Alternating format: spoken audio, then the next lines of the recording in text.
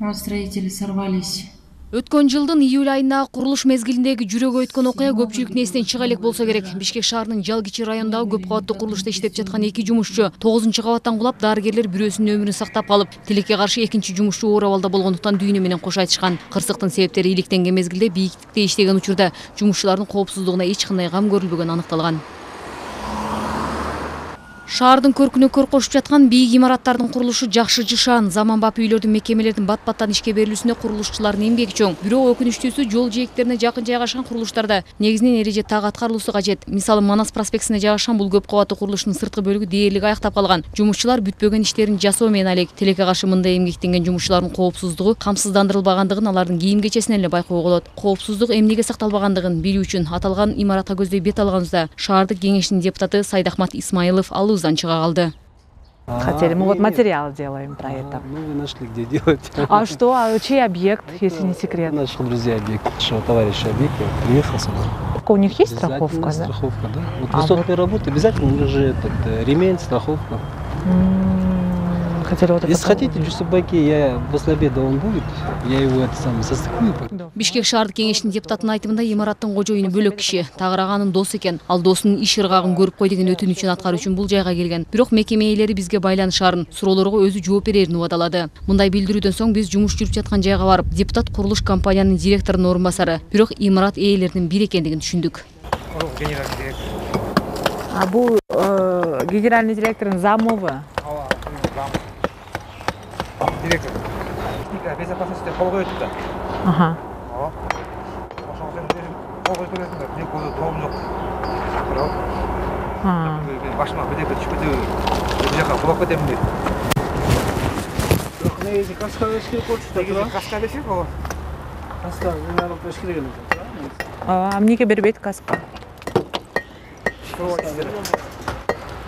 Берилген убададан соң аталган компания жетекчиси телефон аркылуу бизге байланышып, маектешүүгө чакырды. Бирок бул жолку жолугушууда таптакыр башка көрүнүштү көрүүгө болот. Жумушчулардын баарынын сырткы формасы, баш кийими өз ордунда. Коопсуздук тыкыр сакталгандай элес калтырат.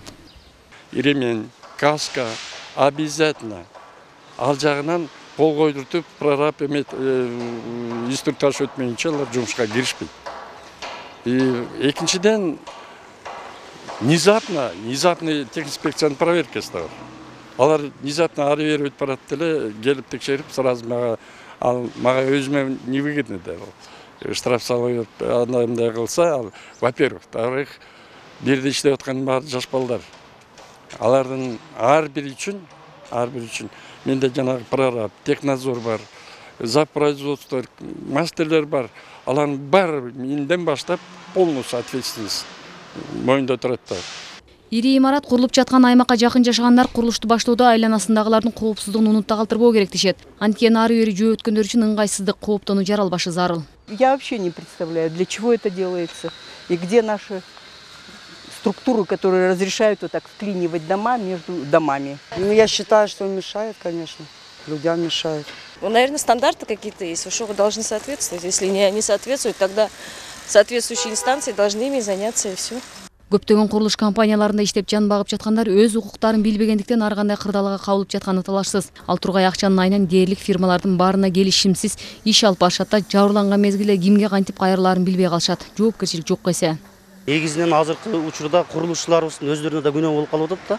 Себеби дегенде курулушчулар ошо жумушка кирердин алдында баягы трудовой соглашение деген болот да. Баягы ошону эмгек макулдашуусу, ошону түзүп алыш керек.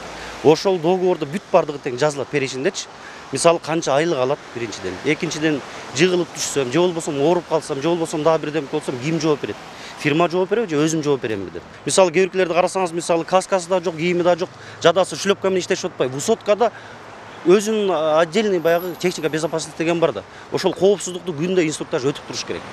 Келишими жок эле ишке жайгашып алуунун кедергисинен майнасын ала албай калган, өз кызыкчылыгын талаша албай калган жагдайлар толтура. Ал тургай учурда шаарларда курулуп жаткан көп кабаттуу имараттарда жумушчулардын эле эмес, башка нормаларды эске албай калган көрүнүштөр да кездешпей койбойт дейт талдоочулар. Мамлекеттик экотехник инспекция кызматынын өкүлдөрү негизи талапка ылайык курулушту пайдалуу башталгандан тарта имарат толук пайдаланууга берилгенге чейин жеке фирма коопсуздук чараларын көрүүгө милдеттүү дейт. Катламаны казылып атканда объекттин ичинде биринчиден объект өзү жабылыш керек. Ал жабылганда дагы бүт жагынан жабылыш керек. Курулуп баштаганда козырёктор жасалат тротуарлардын үстүнө. Анан биз азыр дагы эметип атабыз, иш алып барып атабыз. Объекттер бүт ошондой салынып аткан объекттер защитный сетка деп коет. Ошол сетка менен жаптырганы биз ошол боюнча азыр жумуш алып баратабыз. Ал эми курулуштарды көзөмөлдөп турган экотехи инспекциясы кемчилик кетирген фирмаларга айыппулдарды салып тартипке чакырууга гана укуктуу. Бирок жаз жай мезгилинде өлкөнүн аймактарынан тарта шаар жерлерине чейин курулуш иштери кызуу жүрүп, жумуш күчөйт. Бул учурда курулуштарда эмгектенген жумушчулардын коопсуздугуна көзөмөлдү бурмайын, бийик имараттарда иштеп жаткан жумушчулардын саламаттыгына өмүрүнө эч ким кепилдик бере албайт. Шекер Сатыбалдиева, Эрмек Райымбеков, Нью ТВ.